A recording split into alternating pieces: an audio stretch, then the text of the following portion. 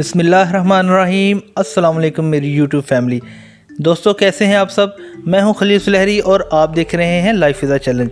आज की रेसिपी मैं जो बनाने जा रहा हूं वो है लाहौरी फ्राई फ़िश। आज हम बहुत से राजों से पर्दा उठाएंगे कि क्यों आपकी फ़िश अंदर से कच्ची रह जाती है या अंदर तक पकती नहीं है, और ऐसे क्या राज हैं कि उसकी स्मेल भी ख़त्म नहीं होती। तो आपने वीडियो को शुरू से आखिर तक देखना है, कोई भी पॉइंट आपने मिस नहीं करना। तो अल्लाह का नाम लेके शुरू करते हैं आज की रेसिपी। तो चलिए चलते हैं किचन में। बिस्मिल्लाहिर्रहमानिर्रहीम। सबसे पहले हम एक खुला बर्तन ले लेंगे और इसमें जो सबसे पहले चीज़ ऐड करेंगे वो है इमली का पल्प। इसको मैंने 1 घंटा पहले भिगो के रख दिया था और ये बेसिकली फ़िश को टेंडराइज करने के लिए इस्तेमाल होती है। एक तो हम इसमें इमली का पानी ऐड करेंगे, इसको हम छान लेंगे, और दूसरी चीज़ जो टेंडराइज करने के लिए इस्तेमाल होती है वो है लेमन। ये टेंडराइज भी करता है और स्मेल को भी ख़त्म करता है। हम इसको अच्छे तरीके के साथ स्क्वीज़ कर लेंगे और इसके बीज निकाल लिए थे। ये 1 किलो फ़िश की रेसिपी है। अब हम नेक्स्ट मसाले ऐड करते हैं। सबसे पहले अजवाइन ऐड करेंगे, 1/2 टीस्पून। ये फ़िश रेसिपी का सबसे अहम मसाला है। अब लहसुन पाउडर ऐड करेंगे। अगर आपके पास लहसुन पाउडर नहीं है तो आप चॉप लहसुन भी इस्तेमाल कर सकते हैं। ये 1 टीस्पून था। अब हम इसमें नमक ऐड करेंगे, 1/2 टीस्पून। ये आप अपने टेस्ट के मुताबिक भी ऐड कर सकते हैं। गरम मसाला ऐड करेंगे, 1/2 टीस्पून। ये खुशबू के लिए ऐड कर रहे हैं। अब हम लाल मिर्च का पाउडर ऐड करेंगे, 1 टीस्पून। कुटी हुई लाल मिर्च ऐड करेंगे, 1 टीस्पून। और नेक्स्ट मसाला जो है वो है धनिया पाउडर, 1/2 टीस्पून। ये आपने मस्ट ऐड करना है, ये आपने स्किप नहीं करना। और ज़ीरा पाउडर ऐड करेंगे, ये भी खुशबू के लिए है, बहुत ही प्यारी खुशबू देता है। ये भी 1/2 टीस्पून इसमें ऐड करेंगे। और अल्हम्दुलिल्लाह यहाँ पे जी तमाम मसालों को हमने अच्छे तरीके से मिक्स कर लिया है। 1 किलो फ़िश की रेसिपी मैं आप लोगों के साथ शेयर कर रहा हूँ। और एक अहम बात मैं आप लोगों के साथ शेयर करना चाहता हूँ कि मैंने यहाँ पे फ्रीज़ की हुई फ़िश यूज़ की है।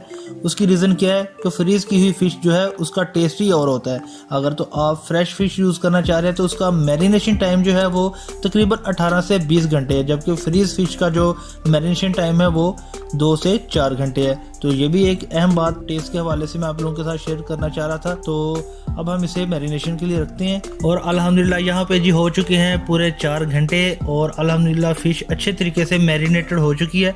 आप देख सकते हैं तमाम मसाला जो हमने इसमें ऐड किए थे वो अंदर तक जो है इसमें मिक्स हो चुके हैं। इसमें अभी हमने बेसन ऐड नहीं किया है क्योंकि हमने इसे सिर्फ मैरिनेट किया है, कोटिंग नहीं की। कोटिंग तैयार करने के लिए 1 कप हमने जी बेसन ले लिया है और 1/2 ग्लास हम इसमें पानी ऐड करेंगे। यहाँ पानी हम उतना ऐड करेंगे जब तक हमारा अच्छा सा टेक्सचर कोटिंग का तैयार नहीं हो जाता। पानी थोड़ा सा डाल के आपने इसे मिक्स करना है और तब तक मिक्स करते रहना है जब तक एक अच्छा टेक्सचर जो है कोटिंग का वो ना आ जाए। ये देखें अल्हम्दुलिल्लाह कितना अच्छा जो टेक्सचर वो हमारा आ चुका है कोटिंग का। और इसे हम मैरिनेटेड फ़िश में ऐड कर देंगे। और अगर आपको इस स्टेज पे लगे कि हमारी कोटिंग कम है और फ़िश ज़्यादा है तो आप कोटिंग को थोड़ा बढ़ा सकते हैं। और जैसे ही आप कोटिंग इसमें डालेंगे आपने तमाम मैरिनेटेड फ़िश को अच्छे तरीके से बेसन की कोटिंग कर लेनी है, बिल्कुल इसी तरह। और एक एक पीस को पकड़ के आपने कवर करना है क्योंकि फ्राई का सारा दारोमदार आपकी कोटिंग पर मुनहसर है। और यहाँ पे मैंने जो कोटिंग रखी है वो बहुत ही पतली रखी है, इसलिए मैं फ्राई का टाइम जो है वो कम लूँगा। अगर आप चाहें तो आप कोटिंग को थोड़ा थिक भी कर सकते हैं, जो आपको पसंद हो आप वो टेक्सचर रख सकते हैं। अल्हम्दुलिल्लाह कढ़ाई हमने चूल्हे पे चढ़ा ली है और ऑयल भी हमने फुल गर्म कर लिया है। हमने कोटिंग जितनी थिक करनी है आपने टेम्परेचर उतना ही ज़्यादा रखना है। मैक्सिमम आपने 150 टेम्परेचर रखना है क्योंकि मैंने कोटिंग थिन की है, इसलिए मैंने इसका टेम्परेचर जो है वो 120 रखा है। आपने 2 से 2.5 मिनट एक साइड को पकाना है और जब वो पक जाए आपने साइड पलट लेनी है और दूसरी साइड को भी आपने 2 से 2.5 मिनट पकाना है। और फिर ओवरऑल आपने 7 से 8 मिनट फ़िश को पकाना है। और ये जो कोटिंग के छोटे छोटे ज़रे ऊपर आ जाते हैं इनको आपने फौरी तौर पे निकाल लेना है, क्योंकि जब ये जल जाते हैं ब्लैक हो जाते हैं तो ये ऑयल का सत्यानाश मार देते हैं। ठीक हो गया दोस्तों। और अल्हम्दुलिल्लाह जी यहाँ पे हो चुके हैं पूरे 2.5 मिनट और अब हम फ़िश को पलट लेंगे। ये देखिए अल्हम्दुलिल्लाह कितना प्यारा कलर आया है निकल के सामने। बाकी दोनों पीसों को भी हम इसी तरह पलट लेंगे। और यहाँ पे एक ख़ास बात का ख्याल रखना है दोस्तों आपने कि पलटने के दौरान फ़िश टूटने ना पाए, वरना तमाम फ़िश जो है वो ख़राब हो सकती है। और जब पलट लेंगे तो आपने हल्का हल्का ऐसे प्रेस करना है ताकि फ़िश के अंदर मौजूद नमी, मॉइस्चराइज़र और जो थोड़ा बहुत पानी है वो आसानी के साथ निकल जाए। दूसरी साइड को भी आपने 2.5 मिनट पकाना है और जब 2.5 मिनट कंप्लीट हो जाए तो आपने टोटल 5 मिनट इसे पकाना है। और जी बाकी जो पीसेस बचे हैं उसको भी हम इसी तरह फ्राई कर लेंगे। और यहाँ पे जी अल्हम्दुलिल्लाह तमाम फ़िश फ्राई हो चुकी है, आप देख सकते हैं। अब हम इसे डिश आउट भी करेंगे, आपको निकाल के दिखाते हैं। ये देखें अल्हम्दुलिल्लाह कितना प्यारा कलर आया है। आपने टिश्यू के ऊपर इसको रखना ताकि जितना भी ऑयल है वो सोक हो जाए।